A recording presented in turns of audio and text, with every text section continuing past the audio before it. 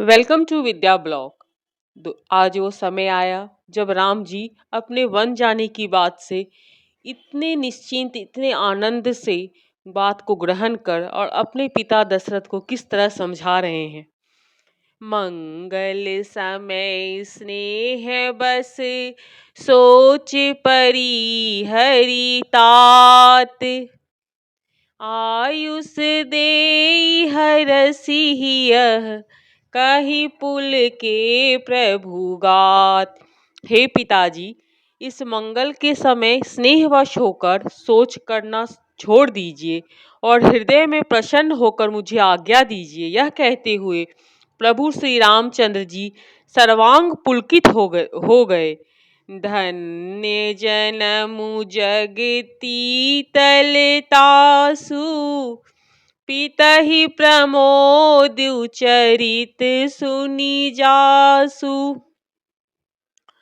चारि पदारथ करे तलताके, प्रिय प्रीतु मातु प्राण सम जाके। उन्होंने फिर कहा, इस पृथ्वी तल पर उसका जन्म धन्य है जिसके चरित्र सुनकर पिताजी परम आनंद हो, जिसकी माता पिता प्राणों के समान प्रिय है। चार पदार्थ अर्थ धर्म काम मोक्ष उसके करल लगत मुट्ठी में रहते हो। आयुष पाली जन्म फलुगा पाई, अयहु बेगही हो रजाई। विदा मातु सब आवहु मांगी, चलियहु बनहि पुह बहुरी पग लागी। आपके आज्ञा पालन करके और जन्म का फल पाकर मैं जल्दी ही लौटूंगा। अतः कृपा आज्ञा दीजिए, माता से विदा मांग आता हूँ, फिर आपके पैर लगकर प्रणाम करके वन को चलूंगा। अस कही राम गवनु तब कीन्हा, भूप शोक बस उतरहु न दीन्हा। नगर व्यापी गई बात सुती छी, छुअत जढ़ी जनु सब तन बीछी। ऐसा कहकर तब श्री रामचंद्र जी वहां से चल दिए। राजा ने शोकवश कोई उत्तर नहीं दिया। वो बहुत ही तीखी अप्रिय बात नगर में इतनी जल्दी फैल गई मानो डंक मारते ही बिच्छू का विष सारे शरीर में चढ़ गया हो। सुनी भय विकल सकल नर नारी, बेली बिटप जिमि देखी दवारी।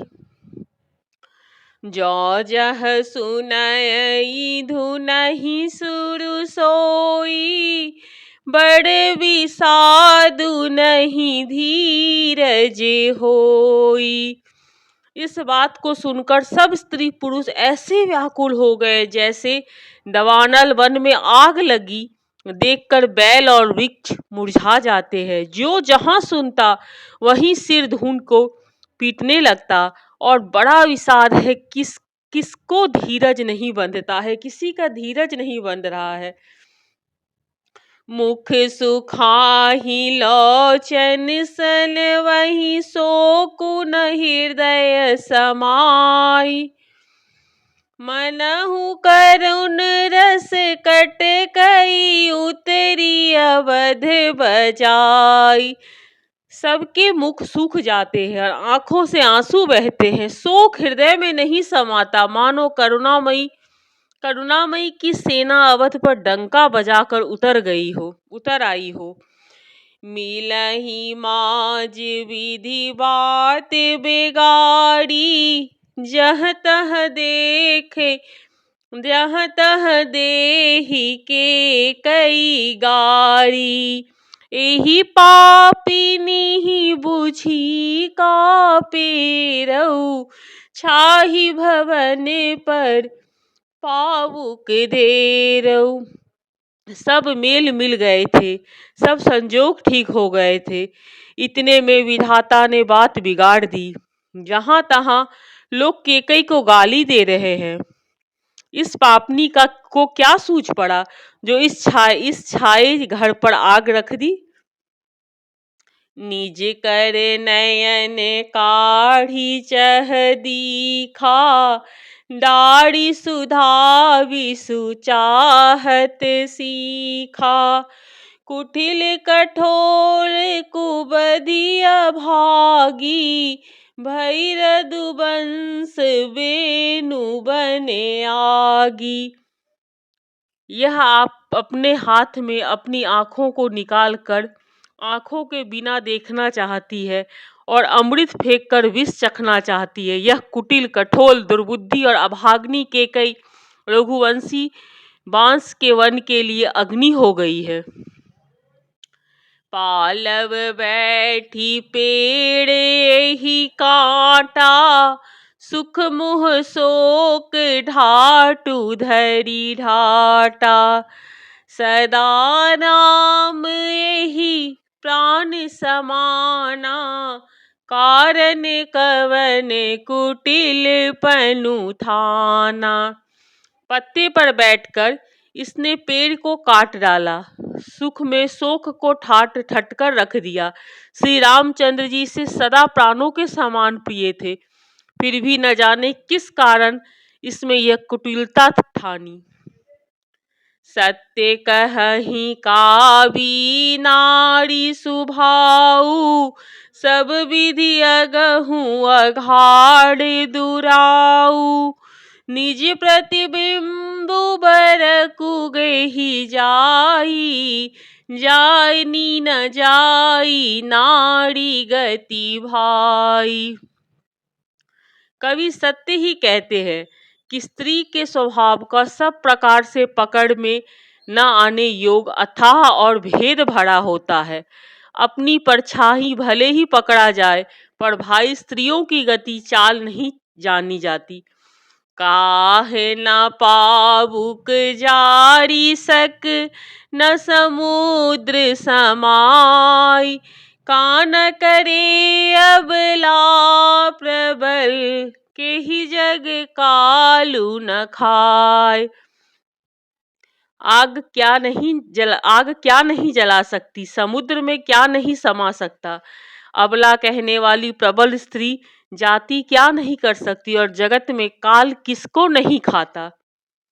का सुनाई विधि काह सुनावा, का देखाई चह का देखावा।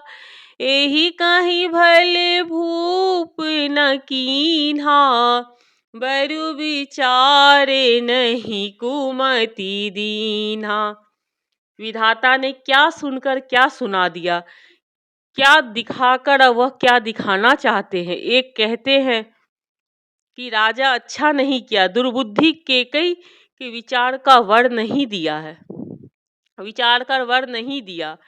जो हठी भयहु सकल दुख भाजुन, अबला विबसु ज्ञान गुनु गाजनु।